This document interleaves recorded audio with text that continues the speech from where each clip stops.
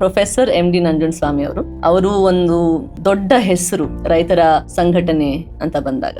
ಆದ್ರೆ ಆ ಹೆಸರ ಹಿಂದೆ ತಂದೆ ಆಗಿದ್ರು. ಮನೆಯಲ್ಲಿ ಅವ್ರು ಹೇಗಿದ್ರು? ಆಚೆ ಇದ್ದಂತ ಒಂದು ಪ್ರೊಫೆಸರ್ ನಂಜುಂಡಸ್ವಾಮಿ ಅವರ ಒಂದು ಚಿತ್ರಣ ಇದೆಯಲ್ಲ, ಸಿಟ್ಟು, ಅಧಿಕಾರಿಗಳಿಗೆ, ರಾಜಕಾರಣಿಗಳಿಗೆ ನೇರ ನಿಷ್ಠುರವಾಗಿ ಮಾತಾಡುವಂಥದ್ದು. ನಾವು ಮನೆಯಲ್ಲಿ ಚಿಕ್ಕ ಮಕ್ಕಳಾಗಿದ್ದಾಗ ನಾವು ನೋಡಿರ್ಲಿಲ್ಲ.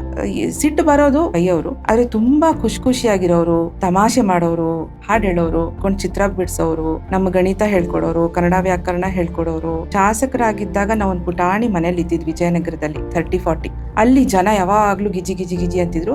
ನಮ್ದು ಈ ದೊಡ್ಡ ರಾಜಕಾರಣಿಗಳ ತರದ್ದ ಮನೆ ಅಲ್ಲ. ಹಾಲ್ ನಲ್ಲಿ ನಾವೆಲ್ಲ ಚಾಪೆ ಮೇಲೆ ಕುತ್ಕೊಂಡು ಬರೆಯೋದು, ಮಾಡೋದು, ಹೋಮ್ವರ್ಕ್ ಮಾಡೋದು ಮಾಡ್ತಿದ್ರೆ, ಹೋಗ್ತಾ ಬರ್ತಾ ಏನೋ ಬರೋರು ಹಾಲ್ ಅಲ್ಲಿ ಹೋಗುವಾಗ ಏನ್ ಓದ್ತಿದ್ಯಾ ಅಂತ ಕೇಳೋರು. ಕನ್ನಡ ಓದ್ತಾ ಇದೀನಿ, ವ್ಯಾಕರಣ ಓದ್ತಾ ಇದೀನಿ ಅಂತಂದಾಗ ಹೇಳು ನಂಗೆ ಸವರ್ಣ ದೀರ್ಘ ಸಂಧಿ ಅಂತ ಕೇಳೋರು.